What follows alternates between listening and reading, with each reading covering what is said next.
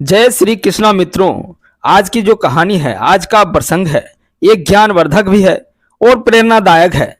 इसलिए उम्मीद करता हूं सभी दर्शकों की एक बार शुरू से अंत तक जरूर सुने, क्योंकि एक बुलबुल ने बताया कि आप कितना भी धन कमाते हो, कितना भी रुपया पैसा कमाते हो, आप थोड़ी सी पैसा बचा करके मुसीबत के लिए, विपत्ति के लिए जरूर रखना, क्योंकि वो मुसीबत और विपत्ति में काम आएगा आपको।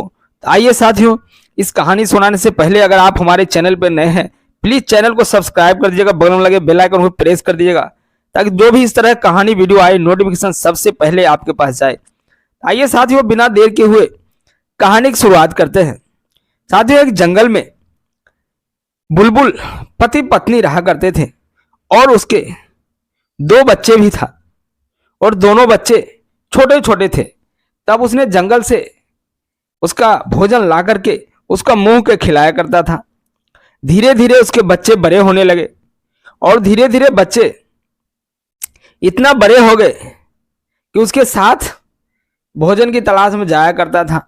अब भोजन के तलाश में जाते जाते दोनों बच्चे पूरे जब उड़ने में, भोजन लाने में निपुण हो गए, तब बुलबुल ने सोचा अब ये जाकर के खुद का भोजन खुद कर लेगा, इसलिए अब इस हम नहीं भी जाएंगे तो ये अपना भोजन तलाश कर लेगा। उसके बाद बुलबुल का दोनों बच्चा निकल जाता था भोजन के तलाश में और घूम घूम कर जंगल में भोजन चुंगता और शाम को अपना माँ बाप के घोंसले में चला आता।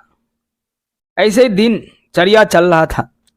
चलते चलते एक दिन ऐसा हुआ कि शिकारी ने जाल बिछा दिया और दाने छिड़ दिया, और बुलबुल के दोनों बच्चे को समझ नहीं आया और उसने जाकर के उस दाने चुगने के चक्कर में फंस गया। बुलबुल के दोनों बच्चे उस शिकारी के जाल में फंस गया। उतना ही नहीं, जंगल के और सारे कई पक्षी थे, कई प्रजाति के पक्षी आए और उस दाने चुगने के चक्कर में शिकारी के जाल में फंसते चले गए। फंसते फंसते इतने पक्षी वहां फंस गए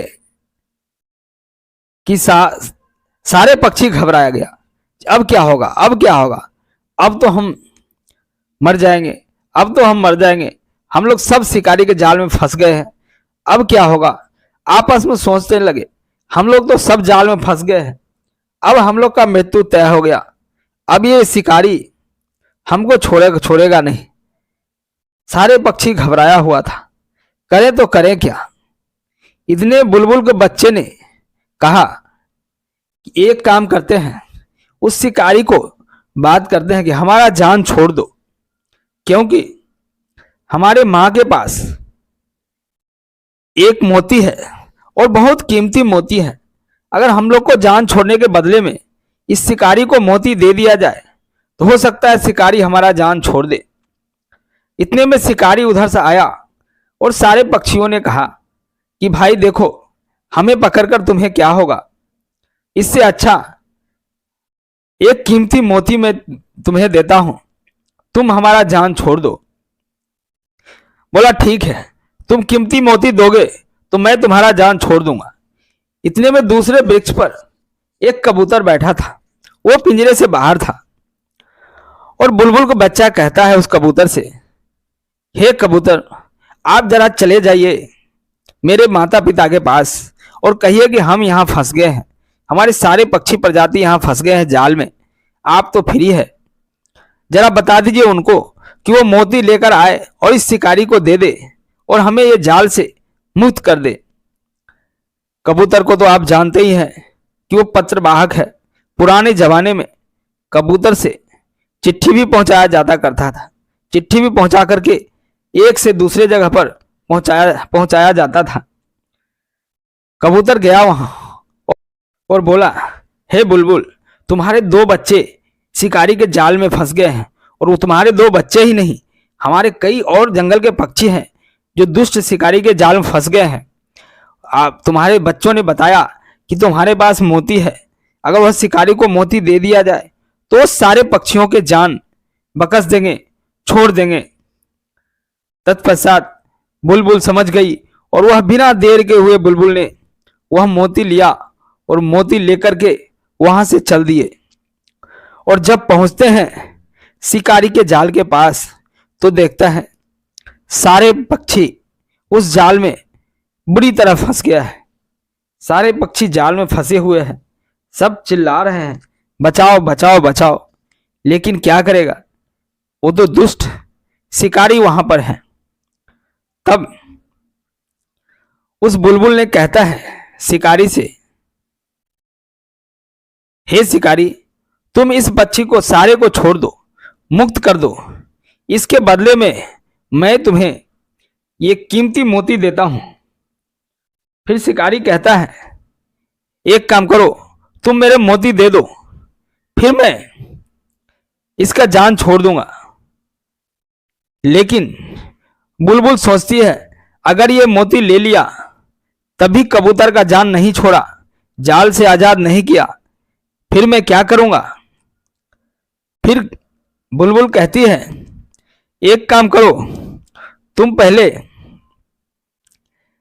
इस जितने भी पक्षी है इसको तुम्हारा जाल से आजाद करो, फिर मैं तुमको ये मोती नीचे गिरा देता हूं।